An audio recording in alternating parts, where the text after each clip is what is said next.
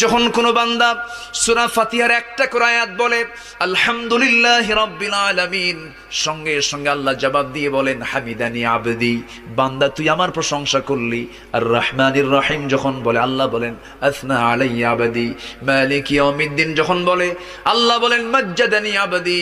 এরপরে যখন বলে ইয়াকা না'বুদু ওয়া ইয়াকা নাস্তাঈন পর্যন্ত যখন বলে আল্লাহ বলেন বান্দারে তুই আমার কাছে কি চাস, প্রাণ খুলে চারে বান্দা।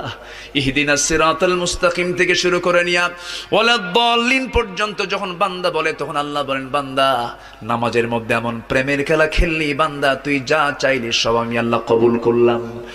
ওই বান্দা যখন রুকুতে যায় আল্লাহ তখন অস্থির হন।